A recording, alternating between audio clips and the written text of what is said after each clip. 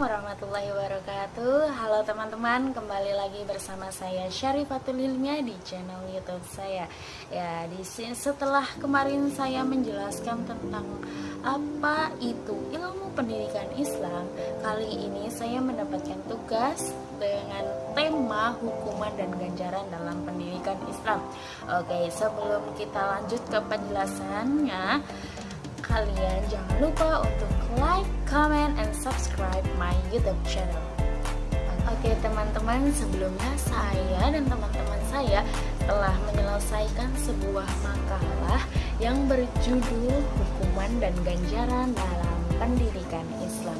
Oke, sebelum kita mengetahui lebih dalam apa aja sih hukuman dan ganjaran dalam pendidikan Islam, kita perlu tahu terlebih dahulu pengertian dari hukuman dan ganjaran.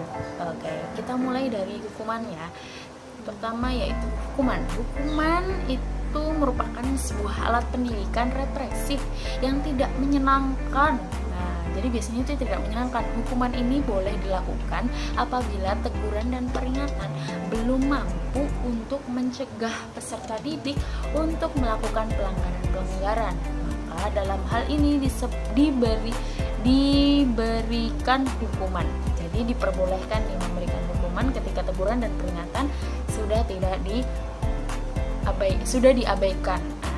Kemudian secara etimologi, hukuman yaitu siksaan yang dikenakan kepada orang-orang yang melanggar undang-undang atau peraturan dan sebagainya. Menurut Muhammad Ngalim Purwanto, dalam bukunya Ilmu Pendidikan Teoritis dan Praktis, hukuman adalah penderitaan yang diberikan atau ditimbulkan dengan sengaja oleh seseorang yang sesudah terjadi suatu pelanggaran atau kejahatan ataupun kesalahan. Jadi, hukuman ini biasanya diberikan oleh orang tua ataupun guru dan sebagainya. Jadi, dalam pendidikan Islam itu memang diakui pemberian hukuman itu perlu. Misalnya seperti pemberian hukuman berupa pukulan dalam kegiatan sholat. Nah, bila mana anak yang udah berumur 10 tahun belum juga mau sholat, nah itu perlu untuk diberi hukuman. Nah, contohnya yaitu diberi pukulan. Nah, kemudian dalam hal ini juga Islam membolehkannya. Tapi menurut pendapat para ahli didik muslim, hukuman itu tidak boleh berupa siksaan. Jadi tidak boleh menyakiti seorang anak. Kita harus memberi hukuman itu sesuai dengan porsinya. Kita tidak boleh sampai menyakiti badannya maupun jiwanya. Selain itu, anak-anak pun jangan sampai dicela dengan keras, tetapi dengan lemah lembut. Mungkin kadang-kadang kita bisa menggunakan dengan muka masam atau cara lain yang bisa menggambarkan ketidaksukaan kita kepada kelakuan anak tersebut. Oke, selanjutnya kita perlu tahu macam-macam hukuman. Oke, macam-macam hukuman di sini secara umum itu ada dua. Nah, yang pertama yaitu preventif dan yang kedua yaitu represif. Preventif adalah hukuman yang dilakukan dengan maksud agar tidak atau sengaja terjadi pelanggaran. Jadi biasanya kalau preventif ini itu sebagai upaya pencegahan. Kemudian yang kedua yaitu represif, yaitu hukuman yang dilakukan setelah terjadinya pelanggaran. Nah, bila ditinjau dari objek yang menjadi sasaran, jadi hukuman itu dibagi jadi dua juga, yaitu jasmani dan rohani. Jasmani itu mungkin hukuman yang bisa berhubungan dengan badan. Nah, misalnya seperti tadi, contohnya dipukul atau dicubit. Nah, kalau yang bersifat rohani bisa berupa teguran atau peringatan. Kemudian yang selanjutnya bila ditinjau dari segi cara atau bentuk. Dari segi cara itu ada 4 macam, yaitu dengan isyarat, dengan perbuatan, kemudian dengan perkataan, dan kemudian dengan badan. Kalau dengan isyarat itu bisa dengan isyarat, lirikan mata, pandangan mata, atau raut muka yang tidak suka. Bisa juga. Kalau perbuatan itu bisa juga dengan memberi tugas atau mencabut kesenangan siswa yang bersalah tersebut. Nah, misalnya ketika anak yang terlambat datang ke kelas bisa dihukum di luar kelas, seperti itu. Kalau misalnya kemudian yang ketiga yaitu dengan perkataan. Kalau yang ini itu biasanya berupa teguran atau peringatan. Jadi di sini tuh dibagi jadi 3 juga, yaitu memberi nasihat, teguran atau peringatan, dan kemudian ancaman. Nah, ancaman di sini itu maksudnya ultimatum ya, yang menimbulkan kemungkinan-kemungkinan yang terjadi dengan maksud agar siswa itu merasa takut, jadi dia nggak mau buat ngulangin kesalahan dia lagi. Nah, kemudian hukuman yang keempat yaitu hukuman dengan badan. Hukuman ini dijatuhkan dengan menyakiti badan anak. Nah, tapi dalam memberikan hukuman ini, yang memberikan hukuman itu sebaiknya tidak terlalu menyakiti. Jadi jangan sampai membahayakan. Jadi hanya sepantasnya saja, tidak perlu berlebihan. Nah, sampai mungkin dia sampai memiliki efek jerak.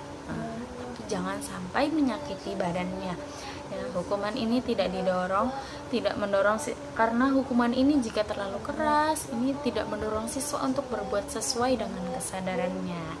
Oke, setelah kita mengetahui tentang apa sih hukuman, kita perlu mengetahui juga tentang apa sih itu ganjaran.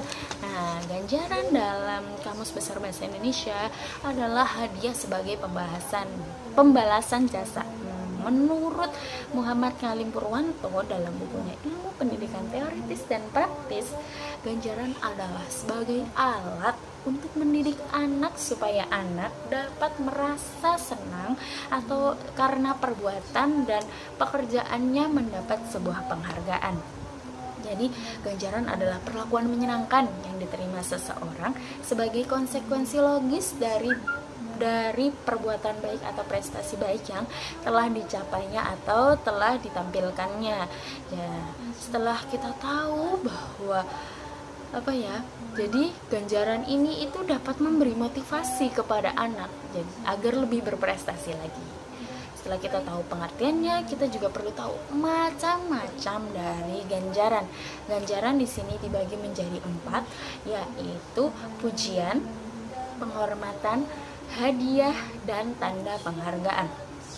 Yang pertama yaitu pujian, kita bisa berupa kata-kata, misalnya seperti bagus sekali, atau bisa juga berupa kata-kata yang bersifat sugestif, misalnya, nah lain kali kamu mungkin bisa lebih baik lagi ya.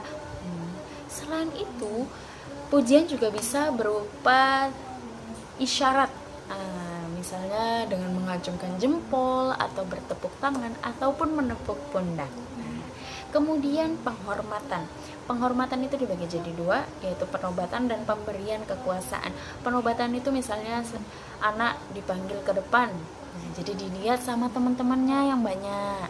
Nah, setelah itu yaitu hadiah, pemberian berupa barang.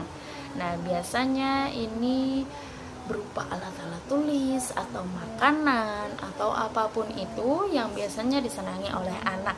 Nah, memang kadang bisa menggunakan hadiah, bisa memotivasi, cuman hadiah pun bisa memberi dampak negatif, yaitu jadi anak termotivasinya karena hanya ingin mendapatkan hadiah, bukan karena untuk belajar. Kemudian yang keempat yaitu tanda penghargaan. Tanda penghargaan ini berbanding terbalik dengan hadiah.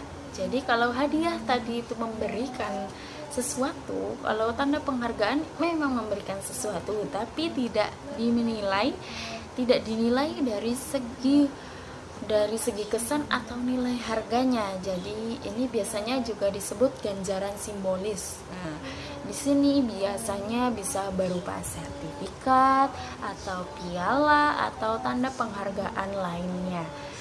Oke teman-teman, setelah kita tahu apa sih itu pengertian dari hukuman, apa sih itu ganjaran dan macam-macamnya, kita dapat tahu bahwa dari tujuan dari hukuman dan ganjaran yaitu yang jelas adalah untuk menghentikan tingkah laku yang salah, dan ini menjadi pelajaran bagi peserta didik yang membuat kesalahan tersebut. Tujuan dari ganjaran yaitu untuk lebih mengembangkan motivasi yang bersifat intrinsik daripada motivasi ekstrinsik. Dalam artian, siswa yang melakukan suatu perbuatan memang didasari oleh kesadaran. Nah, jadi siswa itu sendiri karena adanya faktor dari luar yang mendorong siswa tersebut untuk melakukan suatu pekerjaan itu. Oke, intinya dari tujuan ini yaitu yang jelas untuk menjadikan anak-anak itu berubah menjadi lebih baik lagi, agar anak tidak melakukan perbuatan tercelanya dan tidak akan mengulanginya lagi. Nah, sekian dari depan sampai belakang penjelasan tentang apa sih itu hukuman dan ganjaran. Nah, dari sini kita telah tahu apa sih itu hukuman dan ganjaran dan macam-macamnya. Kita sebagai calon pendidik perlu untuk mengetahui batas-batas tentang hukuman dan ganjaran, jenis-jenisnya dan macam-macamnya. Oke, sekian dari saya. Bila ada salah, mohon maaf yang sebesar-besarnya. Assalamualaikum warahmatullahi wabarakatuh.